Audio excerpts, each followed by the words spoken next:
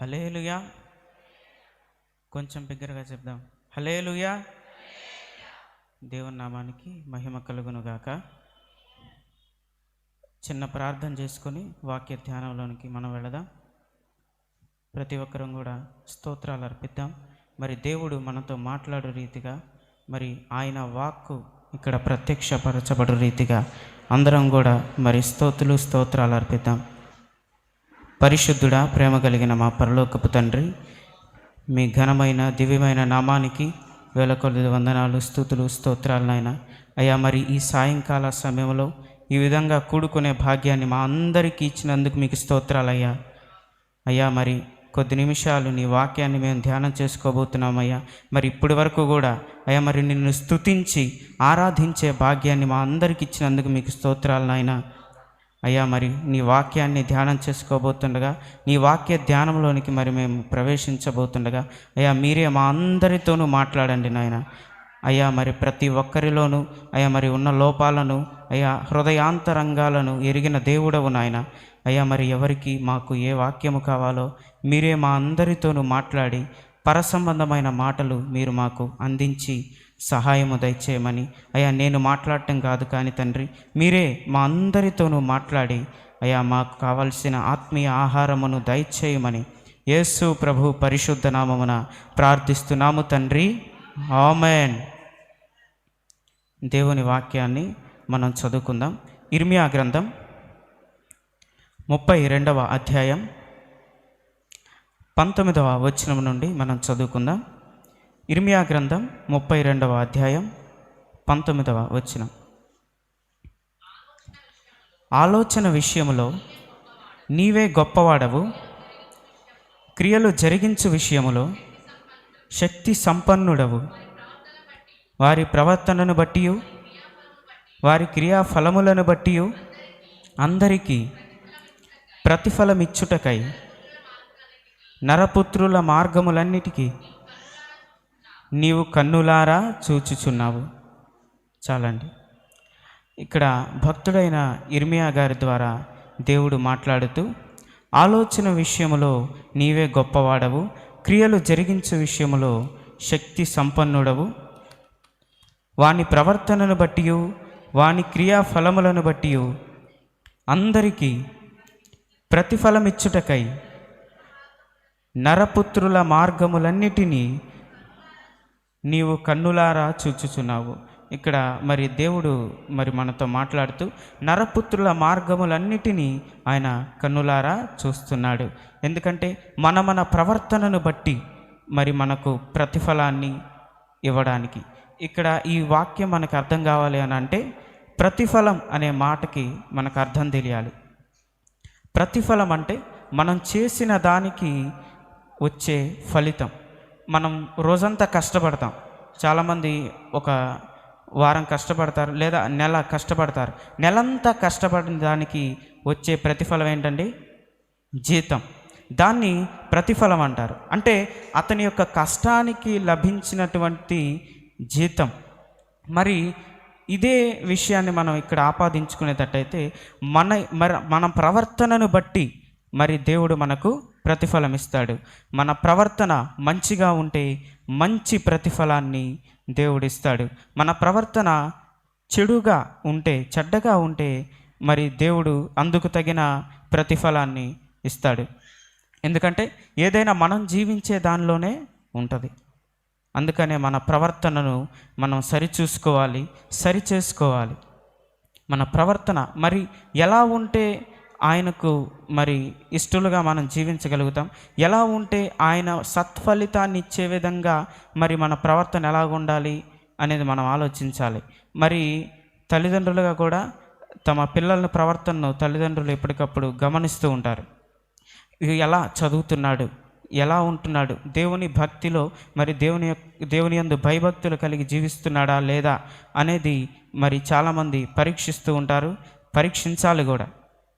మరి ఆ విధంగా పిల్లల ప్రవర్తన ఉందా, మరి మంచి వాళ్ళతోనే స్నేహం చేస్తున్నాడా, ఏదేమైనప్పటికీ అతని యొక్క ఒక పిల్లవాడి యొక్క ప్రవర్తన అంతటిని కూడా తల్లిదండ్రులుగా మరి గమనిస్తూ ఉంటారు. మరి ఇక్కడ వ్రాయబడుతున్న మాట ఏంటంటే, ఆయన నరపుత్రుల మార్గములన్నిటినీ కన్నులారా చూస్తున్నాడు.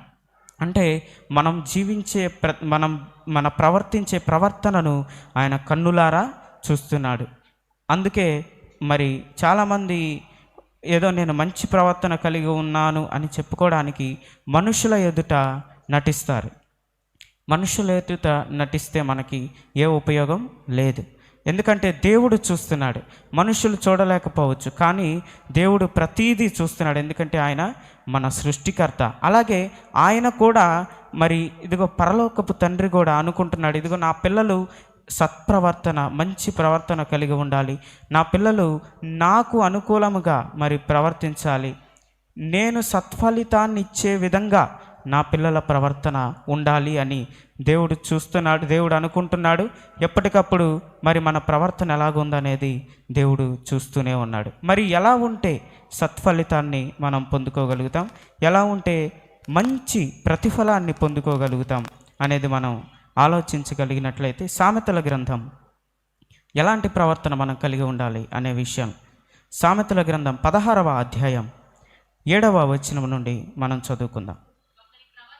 ఒకని ప్రవర్తన యెహోవాకు ప్రీతికరమగునప్పుడు ఆయన వారిని శత్రువులను సహా వానికి మిత్రులుగా చేయును. చాలండి, ఎంత అద్భుతమైన మాటను జ్ఞాని అయిన సొలొమోను ద్వారా మరి దేవుడు మనతో మాట్లాడుతున్నాడు. చూడండి, ఇదిగో ఎవరి ప్రవర్తన అయితే యెహోవాకు ప్రీతికరముగా ఉంటుందో వాని శత్రువులను సహా మిత్రులుగా మారుస్తాడంట. ఈ మాటని చాలా జాగ్రత్తగా మనం ఆలోచించాలి. శత్రువులను సహా మిత్రులుగా మార్చడం అంటే శత్రువు, మిత్రుడు అని ఈ రెండు పదాలు కూడా పరస్పర వ్యతిరేకమైన పదాలు. చూడండి, దేవుని యొక్క కార్యాలు ఎంత గొప్పగా, ఎంత ఉన్నతంగా ఉంటాయి అనేది ఇలాంటి మాటలను మనం చదువుకున్నప్పుడు మనకు అర్థమవుతుంది. శత్రువులను మిత్రులుగా మార్చడం అంటే, శత్రువులు అంటే మన యొక్క నాశనాన్ని కోరుకునేవారు, మన యొక్క పతనాన్ని కోరుకునేవారు, మనం పతనం చెందితే చూసి ఆనందించేవారు మన శత్రువులు. అలాంటి శత్రువులను ఆయన ఎలా మారుస్తా అన్నాడు? మిత్రులుగా మారుస్తాడు. మిత్రులంటే ఎవరు? దానికి వ్యతిరేకం.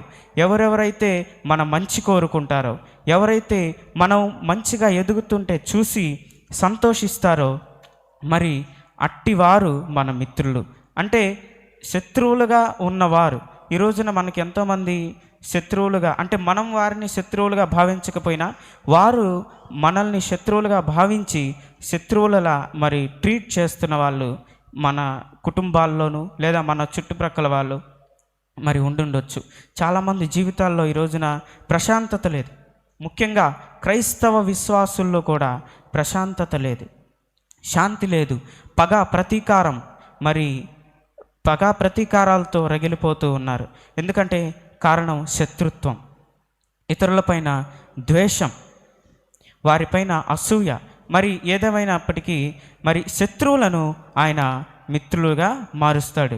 మరి శత్రువులు అనేవాళ్ళు మన జీవితంలో మరి ఉన్నారా?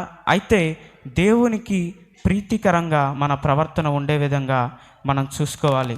ఈరోజు చాలామంది ఏదో మనుషుల్ని సంతోష పెట్టాలని మన ప్రవర్తన, మంచి ప్రవర్తన కలిగినట్టు నటిస్తూ ఉంటారు.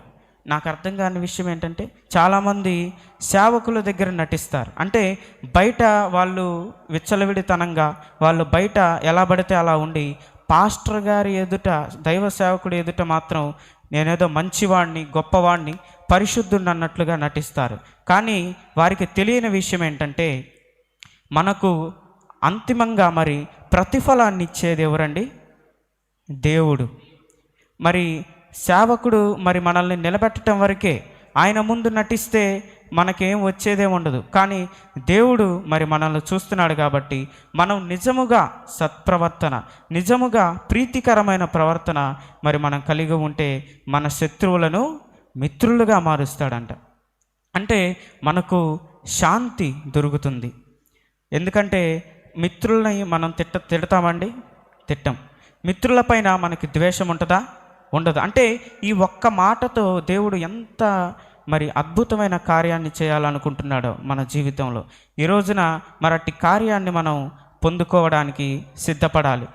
మరి మనం సిద్ధపడాలి అని అంటే మంచి ప్రీతికరమైన ప్రవర్తన. ఇదిగో ఎవరైతే యెహోవాకు ప్రీతికరమైన ప్రవర్తన, మరి ఎవరి ప్రవర్తన అయితే ఉంటుందో వారి యొక్క శత్రువులను ఆయన మిత్రులుగా మారుస్తాడు. ఈ రోజున మన జీవితాల్లో మరి విడవకుండా ఉన్నటువంటి శత్రువులు, లేదా మనలో ఉన్నటువంటి ఇతరుల పైన ఉన్నటువంటి శత్రుత్వం పోవాలి అని అంటే, చాలామందిలో అయ్యా నాకు వాళ్ళు శత్రువులుగా ఉండాలని నేను అనుకోవట్లేదు, కానీ వాళ్ళ పట్ల నాకు ఉన్నటువంటి ఆ భావన నాలో పోవట్లేదు అని అనుకుంటుంటే, ఈ రోజున దేవుడు మనకు ఒక అవకాశాన్ని కల్పిస్తున్నాడు. ఆయనకు అనుకూలంగా, ఆయనకు ప్రీతికరంగా మన ప్రవర్తన గనక ఉంటే ఆయన శత్రువులను మిత్రులుగా మారుస్తాడు. మరి అట్టి కృప మనం పొందుకోవాలని దేవుడు మనతో మాట్లాడుతున్నాడు. మరి దేవునికి ప్రీతికరంగా మన ప్రవర్తన ఉండాలి. మరి మన చుట్టూ ఉన్న వాళ్ళు మన ప్రవర్తనను ప్రేమిస్తున్నారా? ఇదిగో పలానా వ్యక్తి క్రైస్తవుడు, పలానా వ్యక్తి క్రైస్తవ విశ్వాసి, మరి ఆ వ్యక్తి ప్రవర్తన ఎంత అద్భుతంగా ఉందో అని మరి మనుషులు కూడా మన ప్రవర్తనను చూసి మరి దేవుని యందు ఆకర్షితులై దేవుని చెంతకు వచ్చే విధంగా మన ప్రవర్తన ఉండాలి. ఏదేమైనప్పటికీ ప్రీతికరముగా దేవునికి మన ప్రవర్తన ఉంటే ఆయన శత్రువులను మిత్రులుగా మారుస్తాడు. అలాగే దానియేలు గ్రంథం 1వ అధ్యాయం 4వ వచనం మనం చదువుకుందాం. 1వ అధ్యాయం 4వ వచనం. రాజు, సరే 5వ వచనం చదువుదాం. మరియు రాజు తాను భుజించు ఆహారములో నుండి,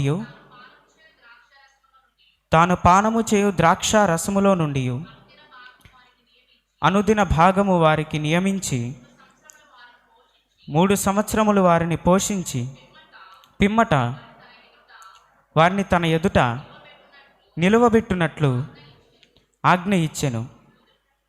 చదవండి. యూదులలో నుండి దానియేలు, హనన్య, మిషాయేలు, హజర్యా అనువారు వీరిలో నుండి చాలండి. 8వ వచనం చదువుదాం. రాజు భుజించు భోజనమును, పానము చేయు ద్రాక్షారసమును పుచ్చుకొని తనను అపవిత్రపరచుకొనకూడదని దానియేలు ఉద్దేశించి తాను అపవిత్రుడు కాకుండునట్లు వాటిని పుచ్చుకొనకుండా సెలవిమ్మని నపుంసకుల అధిపతిని వేడుకొనగా. చాలండి. అయితే మరి దానియేలు గారి యొక్క జీవితం గురించి మనకు తెలుసు. రాజు మరి కొందరు అధిపతులను ఏర్పరచుకోవాలనుకున్నప్పుడు, యూదులు మరి అప్పట్లో చాలా మంచి జ్ఞానము కలిగిన వాళ్ళు. యూదులంటే మంచి తత్వజ్ఞానము, శాస్త్రాలపైన మరి అవగాహన ఉన్నటువంటి వాళ్ళు. వాళ్ళల్లో కొంతమందిని మంచి వాళ్ళను చూసి, మంచి జ్ఞానవంతులను చూసి ఏర్పాటు చేయమని నపుంసకుల అధిపతికి మరి రాజు తెలియజేస్తాడు. తెలియజేసినప్పుడు ఆ మరి జాబితాలో దానియేలు గారి పేరు కూడా ఉంటుంది. మరి అలా ఎప్పుడైతే ఇక్కడ 3 సంవత్సరాలు ఆయన మరి రాజు యొక్క గృహములో ఉండవలసి వచ్చిందో, మరి రాజు నియమించిన అనుదిన భాగం, రాజు తినే భోజనములో అనుదిన భాగము అతడు తినాలి. మరి రాజు ఏది త్రాగుతాడో అది తాగాలి. లోకపరంగా ఆలోచిస్తే ఇది చాలా గొప్ప అవకాశం. ఎందుకంటే రాజులు సామాన్యమైన భోజనం కాదు కదండి, చాలా మరి అప్పట్లో చాలా మంచి భోజనం వారు తినేవారు, మంచి పానీయాలు వారు త్రాగేవారు. కానీ ఆ లోకపరంగా ఆలోచించలేదు. ఎందుకంటే తన ప్రవర్తనను కాపాడుకోవాలి. ఇదిగో యెహోవాకు ప్రీతికరముగా నేను ప్రవర్తించాలి అని అనుకున్నాడు. తనను తాను అపవిత్రపరచుకొనకూడదని, అదే 8వ వచనంలో ఉంది, తనను తాను అపవిత్రపరచబడకూడదని అనుకున్నాడు. ఎప్పుడైతే అనుకున్నాడో, అయ్యా ఇదిగో ఈ భోజనం నేను తినను అని ఒక నిశ్చయతలోనికి వచ్చాడు.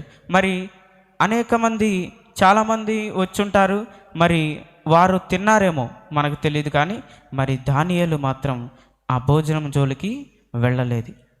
ఎందుకంటే తన ప్రవర్తన కాపాడుకోవాలి. ఇదిగో యెహోవాకు ప్రవక్తనైన నేను, ఆయనకు నమ్మకమైన సాక్షిగా జీవిస్తున్నటువంటి నేను, మరి ఒక పాత్రగా ఆయన కొరకు నిలబెట్టబడిన నేను, ఒక ప్రవక్తగా ఉన్న నేను మరి ఇదిగో నేను అపవిత్రపరచబడకూడదు అనేటువంటి ఆ ఆలోచన ఎప్పుడైతే కలిగి ఉన్నాడో దేవునికి చాలా ఇష్టడైపోయాడు, చాలా ప్రియుడైపోయాడు. అదే మాట దేవుడు సాక్ష్యం ఇస్తున్నాడు చూడండి. 10వ అధ్యాయం, దానియేలు గ్రంథం 10వ అధ్యాయం 11వ వచనం.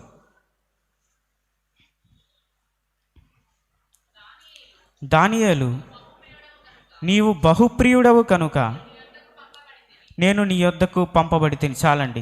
ఇదిగో నీవు బహుప్రియుడవు, ప్రియుడవు కూడా కాదు, బహుప్రియుడవు. ఎందుకని అంత ప్రియంగా మరి దేవునికి దానియేలు గారు మార్చబడ్డారంటే ఆయన యొక్క ప్రీతికరమైన ప్రవర్తన, దేవునికి ప్రీతికరంగా మరి దేవునికి అనుకూలంగా మరి అతను ఎలాగైతే ప్రవర్తించాడో దానియేలు గారు, మరి నీవు నాకు బహుప్రియుడవు. ఎంత గొప్ప ఆధిక్యత చూడండి. దేవుని దృష్టిలో బహుప్రియుడైపోయాడు దానియేలు గారు. అదే 18వ వచనంలో కూడా అదే మాట ఉంటుంది. 10వ అధ్యాయం 18వ వచనం. అతడు మరలా నన్ను ముట్టి నన్ను బలపరచి, నీవు బహుప్రియుడవు, భయపడకుము, నీకు శుభమగునుగాక. చాలండి. ధైర్యము తెచ్చుకొనుము. చాలండి. అయితే ఇక్కడ కూడా రాయబడి ఉంది, నీవు బహుప్రియుడవు దానియేలు. ఇదిగో నీవు ప్రవర్తించిన ప్రవర్తనంతా చూశా. నీవు ఎలాగైతే మరి అపవిత్రపరచబడకూడదని అనుకున్నావో నీ ప్రవర్తనంతా చూశాను. మరి నీవు బహుప్రియుడవు, నాకు ప్రియముగా ప్రీతికరముగా నీ ప్రవర్తన ఉంది, నీవు బహుప్రియుడవు దానియేలు అని దేవుడు మరి దానియేలుతో మాట్లాడినట్లుగా మనం చూస్తాం. మరి అందుకు ప్రతిఫలముగా మరి దానియేలు మరి రాజులు మారినా సరే అతడు ఉన్నత స్థితిలోనే ఉన్నాడు. రాజులు మారిపోయారు, కానీ దానియేలు కలిగి ఉన్నటువంటి ఆ స్థానం ఏదైతే ఉందో మరి ఒక ప్రతినిధిగా దానియేలు ఉన్నాడు. మరి దానియేలుకు అంత ఉన్నతమైన స్థానాన్ని దేవుడిచ్చాడు. ఎందుకు అనంటే ఆయన కలిగి ఉన్నటువంటి ప్రీతికరమైన ప్రవర్తనను బట్టి. అలాగే రెండవదిగా మనం చూస్తే దేవునికి అనుకూలమైన ప్రవర్తన మనం కలిగి ఉండాలి. మరి చాలామంది మనుషులకు అనుకూలంగా ఒక్కొక్కళ్ళ దగ్గర ఒక్కొక్క రకంగా మరి ప్రవర్తిస్తూ ఉంటారు. ఒక్కొక్క మనిషి దగ్గర ఒక్కొక్క విధంగా తమ ప్రవర్తన ఉంటుంది. కానీ దేవునికి బైబిల్ సెలవిస్తుంది, దేవునికి అనుకూలంగా మన ప్రవర్తన ఉండాలి. మరి ఇందాక దానియేలు గారి గురించి మనం చూసాం. ఆయన పొందుకున్న ప్రతిఫలం ఏమిటి అనంటే ఒక ఉన్నతమైన స్థానములో మరి రాజుల ఎదుట మరి ఆయన కూర్చున్నాడు. అతడు తన ప్రవర్తనను కాపాడుకున్న బట్టి, అతడు తన ప్రీతికరమైన ప్రవర్తనను బట్టి. అలాగే రెండవదిగా మరి మనం చూస్తే యెషయా గ్రంథం 38వ అధ్యాయం 3వ వచనం నుండి మనం చదువుకుందాం. యెహోవా యథార్థ హృదయుడనై సత్యముతో నీ సన్నిధిని నేను ఎట్లు నడుచుకుంటినో, నీ దృష్టికి అనుకూలముగా సమస్తమును నేను ఎట్లు జరిగించి తినో కృపతో జ్ఞాపకము చేసుకొనుమని హిజ్కియా కన్నీళ్లు విడుచుచు యెహోవాను ప్రార్థింపగా. చాలండి. అయితే ఇక్కడ హిజ్కియా మరి మరణకరమైన రోగముతో బాధపడుతూ ఉన్న సమయం. రాజైనటువంటి హిజ్కియా మరణకరమైన రోగంతో బాధపడుతున్నప్పుడు ప్రవక్త అయిన యెషయా గారు వచ్చి ఒక మాట అంటారు. ఏమనంటే, ఇదిగో నీవు మరణిస్తావు, బ్రతుకవు గనుక మరి నీవు సిద్ధపడు, నిన్ను నీవు సిద్ధపరచుకో, నీవు మరణిస్తావు ఇంకా బ్రతకవు అని చెప్పినప్పుడు మరి దానియేలుగా మరి ఈయన హిజ్కియా మరి ఏం చేశాడంటే, ఆయనకి మనకున్న తేడా చూడండి. ఆయన గోడ తట్టు తిరిగి ప్రార్థన చేస్తున్నాడు. ఇదిగో దేవా, నీకు అనుకూలముగా నేను ఎలా ప్రవర్తించానో ఒక్కసారి యథార్థవర్తనుడనై నీకు అనుకూలముగా నేను ఎట్లు నడుచుకుంటునో ఒక్కసారి జ్ఞాపకం చేసుకో అని ప్రార్థన చేస్తున్నాడు. మరి మన కష్ట సమయాల్లో మనం ప్రార్థన చేయవలసిన ప్రార్థన ఇది. మనం అలా ప్రార్థన చేయాలంటే మరి అనుకూలమైన ప్రవర్తన కలిగి ఉండాలి. మరి దానియేలు గారు కలిగి ఉన్నారు. అదే మాట మరి మనం చూస్తే 2వ దినవృత్తాంతముల గ్రంథం 31వ అధ్యాయం 20వ వచనం.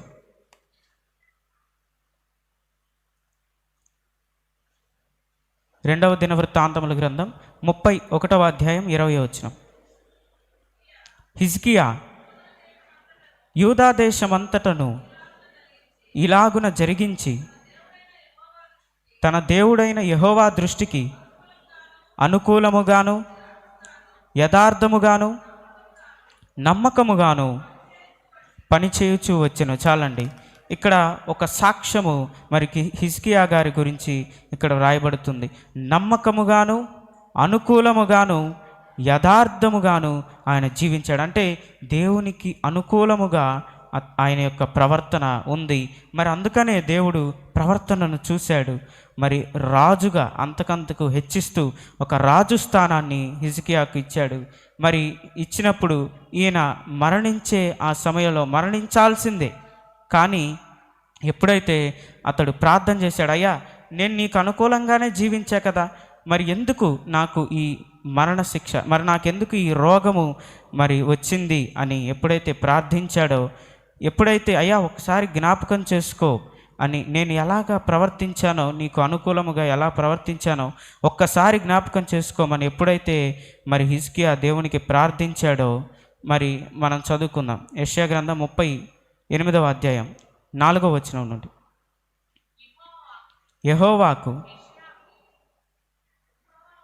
యెహోవా వాక్కు యెషయాకు ప్రత్యక్షమై ఇలాగు సెలవిచ్చెను, నీవు తిరిగి హిజ్కియా యొద్దకు పోయి అతనితో ఇట్లనుము, నీ పితరుడైన దావీదునకు దేవుడైన యెహోవా నీకు సెలవిచ్చినదేమనగా, నీవు కన్నీళ్లు విడుచుట నేను చూచి తిని, నీ ప్రార్థన నేను అంగీకరించి ఉన్నాను.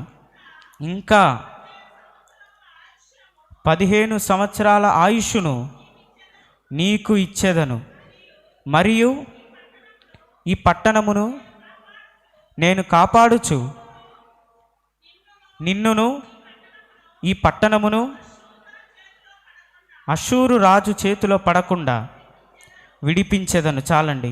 ఆయన కలిగి ఉన్నటువంటి మరి అనుకూలమైన ప్రవర్తన ద్వారా మరి మరణిస్తాడు అనుకున్న వ్యక్తి, చుట్టూ ఉన్నవాళ్ళు కూడా అనుకుని ఉండొచ్చు, ఇక ఈయన బ్రతకడు, ఈయనకి వచ్చిన రోగం అలాంటిది, మరి అనేక చోట్ల ఇతనికి వైద్యం జరిగి ఉండొచ్చు, కానీ ఇక ఇతడు బ్రతకడు అని అనుకోవడం ఒక ఎత్తు అయితే, ప్రవక్త అయిన యెషయా వచ్చి నీవు బ్రతకవు, మరి నీవు మరణిస్తావు, బ్రతకవు కనుక నీ ఇంటిని చక్కపెట్టుకో అని తెలియజేసినప్పుడు, మరి ఇతని యొక్క ప్రార్థన ద్వారా, ఈయన యొక్క పట్టుదల ద్వారా, అయ్యా ఇదిగో నీవు నాకు ఈ మరణకరమైన రోగం నాకుంది, నీవు దీని నుండి నన్ను విడిపించాలి, ఎందుకంటే నేను నీకు అనుకూలముగా ప్రవర్తించాను అని ఎప్పుడైతే ప్రార్థించాడో, ఏ ప్రవక్త అయితే మరణ వార్త తీసుకువచ్చాడో, ఏ ప్రవక్త అయితే మరి నీవు మరణిస్తావని ఆ మరణ వార్తను తీసుకువచ్చాడో, అదే ప్రవక్త ద్వారా మరి దేవుడు 15 సంవత్సరాల ఆయుష్కాలాన్ని నీకు ఇవ్వబోతున్నానే ఒక శుభ వాక్కును మరి దేవుడు పంపించాడు.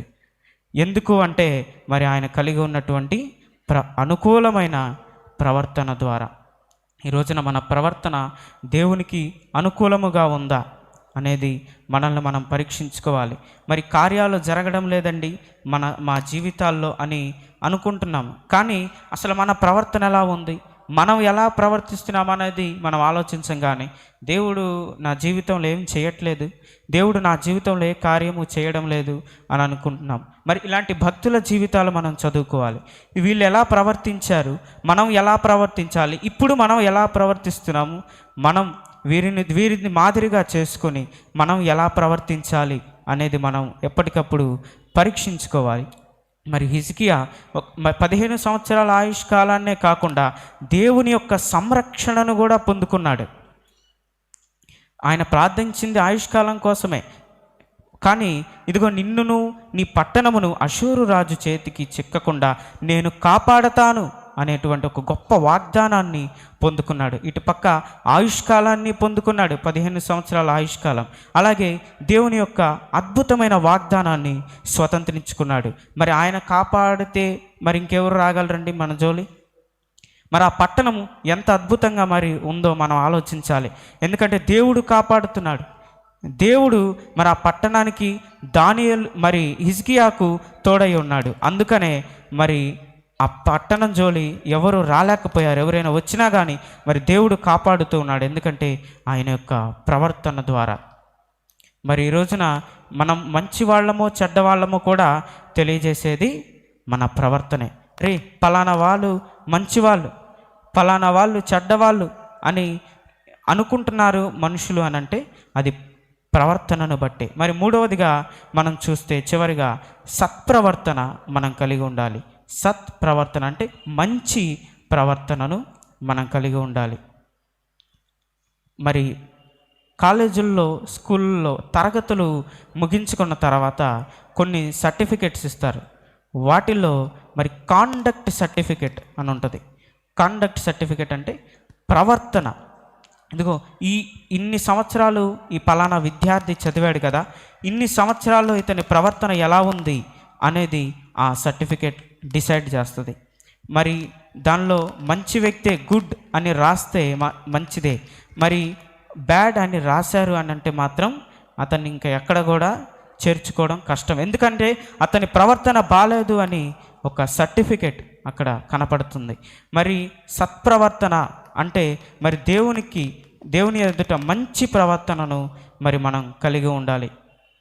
ఈ రోజున మన ప్రవర్తన ఎలా ఉందో మనల్ని మనమే పరీక్షించుకోవాలండి. ఎవరికి చెప్పాల్సిన అవసరం లేదు. దేవుని ఎదుట మనం కూర్చొని, అయ్యా నా ప్రవర్తనలో ఇది లోపం, నేను సరిచేసుకోవాలి, నాకు సహాయం చేయని మరి ఆయనను మరి మనం అడగాలి. అందుకే సత్ప్రవర్తన మనం కలిగి ఉండాలి. రూతు గ్రంథం 3వ అధ్యాయం 10వ వచనం. రూతు గ్రంథం 3వ అధ్యాయం 10వ వచనం.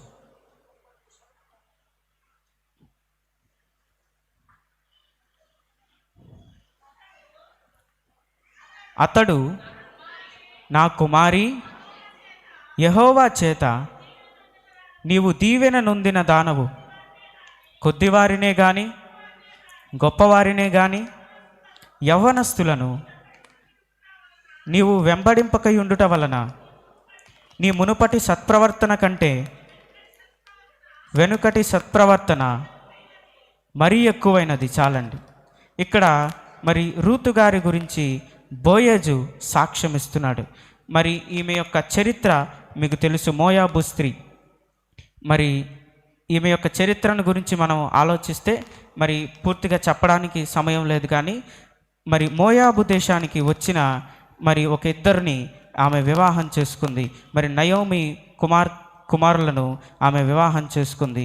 ఎలీమెలెకు, నయోమి వీరిద్దరు కూడా మరి మోయాబు దేశానికి రావడం, వారి యొక్క కుమారులను మోయాబు స్త్రీలకు ఇచ్చి వివాహం చేయడం, కొద్ది కాలంలోనే మరి ఇద్దరు కుమారులు అలాగే నయోమి యొక్క భర్త మరణించటం, మరి ఆ కుటుంబం ఎంతో విషాదంలోనికి వెళ్ళిపోవడం, ఇదంతా మనకు తెలుసు. అయితే మరి రూతు గారు మరి ఆమె కలిగి ఉన్నటువంటి సత్ప్రవర్తన మరి బోయజు చూశాడు. ఎప్పుడైతే మరి తిరిగి మరలా కరువు, ఇదిగో దేవుడు కరువు మరి తొలగించాడు అని ఎప్పుడైతే నయోమి విన్నదో మరి తన ఇద్దరు కోడళ్ళు తీసుకొని వెళ్ళాలని మరి అనుకుంది. కానీ ఇద్దరు కోడళ్ళలో మరి ఇద్దరు వస్తా అన్నారు మొదట. తర్వాత మరి ఒక ఆమె ఉంది, ఎవరామె?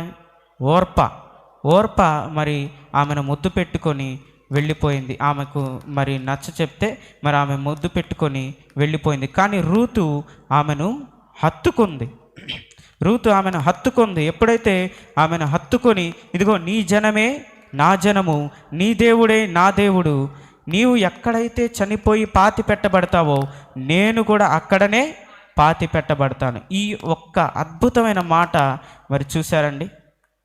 ఆ మాట ఎలా, ఏ ధైర్యంతో మరి రూతు గారు అన్నారు, ఇది నీ జనమే నా జనము, నీవు ఏ దేవుణ్ణైతే నమ్ముతావో నేను కూడా ఆ దేవుణ్ణే నమ్ముతాను, నీవు ఎక్కడైతే చనిపోతావో నేను కూడా అక్కడే చనిపోతానని ఒక దృఢమైన తీర్మానం ఆమె తీసుకుంది. ఒక నిశ్చయతలోనికి ఆమె వచ్చింది. మరి ఆమె రోజు మరి పరిగ ఏరుకోవడానికి మరి గోధుమల కోత కాలంలో మరి ఆమె వెళుతూ ఉన్నప్పుడు మరి ఆ పొలం యొక్క యజమాని బోయజు మరి ఆమె యొక్క బంధువే. ఈమె ఎవరు అని చుట్టూ ఉన్న వాళ్ళని అడిగినప్పుడు, ఇదిగో ఈమె మోయాబు స్త్రీ అని తెలుసుకున్నప్పుడు ఆమె యొక్క ప్రవర్తనను గమనించాడు. ప్రతిరోజు ఆమె రావడం, మరి ఆమె ప్రవర్తించే విధానం, మరి యవనస్తులు మరి యవనస్తుల జోలికి వెళ్ళకుండా, యవనస్తులను అనుసరించకుండా, ఎలా పడితే అలా ఆమె ఉండకుండా, ఆమె సత్ప్రవర్తను ఎప్పుడైతే ఆమె కనపరుచుకుందో మరి ఆమెను గురించి సాక్ష్యం ఇస్తున్నాడు. నా కుమారి, నీవు యెహోవా చేత దీవెన నొందిన దానవు. చదవండి. కొద్దివారినే కానీ గొప్పవారినే కానీ యవ్వనస్తులను నీవు వెంబడింపకయుండుట వలన నీ మునుపటి సత్ప్రవర్తన కంటే నీ వెనుకటి సత్ప్రవర్తన మరీ ఎక్కువైనది. చాలండి. అయితే యవనస్తులను ఈమె వెంబడింపలేదు. ఈమె ఒక యవనస్తురాలయుండి కూడా మరి తన యొక్క ప్రవర్తనను, తన యొక్క సాక్ష్యాన్ని ఎలా కాపాడుకుందో ఈ రోజున మన ప్రతి ఒక్కరికి, ప్రతి ఒక్క యవనస్తుడికి మరి ఈమె యొక్క మాదిరిగా నిలబెట్టబడింది. కొద్దివారినే కానీ గొప్పవారినే కానీ యవనస్తులను ఈమె వెంబడింపలేదు. ఈ రోజున యవనస్తులు మరి కాలేజీల్లో, మరి బయట వారు పనిచేసేటువంటి ఉద్యోగ ప్రదేశాల్లో వారి యొక్క సత్ప్రవర్తనను గమనించాలి. మరి చాలామంది ఈ రోజున సమాజం చెడిపోతూ ఉంది. యవనస్తులు కూడా చాలా మరి చిన్న వాళ్ళు కూడా అనేక దుర్వ్యసనాలకు బానిసైపోతున్నారు. మరి అనేక దుర్వ్యాపారాలలో ఉన్నారు. మరి ఈ స్మార్ట్ ఫోన్లు వచ్చిన దగ్గర నుండి మరి స్మార్ట్ ఫోన్లో నేనేం తప్పు పట్టట్లా, అంటే వీటిల్లో మంచి ఉంది, చెడు ఉంది. మరి ఎలా ఉపయోగించుకోవాలనే జ్ఞానాన్ని కూడా దేవుడు మనకి ఇచ్చాడు. మరి ఎలా ఉపయోగించుకుంటున్నామో మనకే తెలియాలి. అప్పుడు దేవుడు జ్ఞానం ఇచ్చాడు, మంచి చెడులను ఆలోచించగలిగేటటువంటి ఆ వివేచనను ఆయన ఇచ్చాడు. అయినా కూడా తప్పు చేస్తున్నామంటే తప్పెవరిది? మనదే. మరి జాగ్రత్త పడాలి. ఈ రోజు నుండైనా మరి భయంకరమైన పరిస్థితుల్లో మనం ఉన్నాం. మరి రోజు అనేక వార్తలు వింటూ ఉంటే భయానకమైన పరిస్థితులు. మరి అనేక మంది యవనస్తులు చంపివేయబడుతున్నారు, అనేక మంది ఆత్మహత్యలు చేసుకుంటున్నారు. మరి ప్రేమ అనేటువంటి ఆ మాయలో పడిపోతున్నారు. అంటే ఇలాంటి వ్యసనాలలో మరి మందుకు, డ్రగ్స్కు, ఇలాంటి వాటికి బానిసైపోతున్నారు యవనస్తులు. మరి వీరందరూ కూడా మరి ఆమెను మాదిరిగా చేసుకోవాలి. ఆమె ఎలాంటి సత్ప్రవర్తన కలిగి ఉందో అలాగా కొద్దివారినే కానీ గొప్పవారినే కానీ ఆమె యవనస్తులను వెంబడింపక తమ సాక్ష్యాన్ని కాపాడుకుందో మరి దేవుడు ఆమెకు ఒక గొప్ప ప్రతిఫలాన్ని ఇచ్చాడు. ఏంటి అనంటే యేసుక్రీస్తు ప్రభువారి వంశావళిలో ఆమె చేర్చబడింది. మరి ఎప్పుడైతే బోయజు గారినే ఆమె వివాహం చేసుకుంది, తన బంధువైన బోయజు గారిని వివాహం చేసుకున్నప్పుడు మరి ఆమె ఒక గొప్ప స్థితిలోకి యేసు ప్రభు వంశావళిలో చేర్చబడింది. అంటే ఎంత గొప్ప ఆధిక్యతను మరి దేవుడు ఆమెకి ఇచ్చాడో మరి ఆలోచించాలి. 3 విషయాలు మనం ధ్యానం చేసాం. ఈ సత్ప్రవర్తన అనేది మనం కలిగి ఉండాలి. అందుకే మన నడతను శుద్ధి చేసేది దేవుని యొక్క వాక్యం. అదే 119వ కీర్తన 9వ వచనంలో ఒక మాట ఉంటుంది. ఏమిటంటే 119వ కీర్తన 9వ వచనం, యవనస్తులు దేని చేత తమ నడతను శుద్ధి చేసుకొందురు? నీ వాక్యమును బట్టియే కదా. నీ వాక్యమును బట్టి దానిని జాగ్రత్తగా చూచుకొనుట చేతనే కదా. చాలండి. ఇక్కడ ఒక ప్రశ్న, ఒక జవాబు మనకు కనపడుతుంది. యవనస్తులు దేని ద్వారా తమ నడతను శుద్ధి చేసుకుంటారు అనేటువంటిది ప్రశ్న అయితే, ఇదిగో దేవుని వాక్యమును మరి ధ్యానం చేయడం వల్ల తమ ప్రవర్తనను మరి సరి చేసుకోగలరు. ఒక చెడ్డ ప్రవర్తనలో ఉన్నటువంటి ఒక వ్యక్తిని మంచి ప్రవర్తనలోకి, సత్ప్రవర్తనలోనికి నడిపింపగలిగేది దేవుని యొక్క వాక్యం. అందుకే వాక్యాన్ని చదువుకోవాలి అని చెప్తే యవనస్తులకేమో కోపం, మాకంత సమయం ఉండదండి అంటూ ఉంటారు. కానీ జాగ్రత్తగా గమనించాలి, ఈ రోజున పిల్లల ప్రవర్తనలు పాడైపోవడానికి గల కారణం ఏంటంటే దేవుని యొక్క వాక్యాన్ని చదవకపోవడం, ఆయన యొక్క వాక్యము ద్వారా తమ యొక్క నడతను శుద్ధి చేసుకోలేకపోవడం. మరి 3 విషయాలు మనం ధ్యానం చేసాం. మొట్టమొదటిగా ఎలాంటి ప్రవర్తన? దేవునికి ప్రీతికరమైన ప్రవర్తన మనం కలిగి ఉండాలి.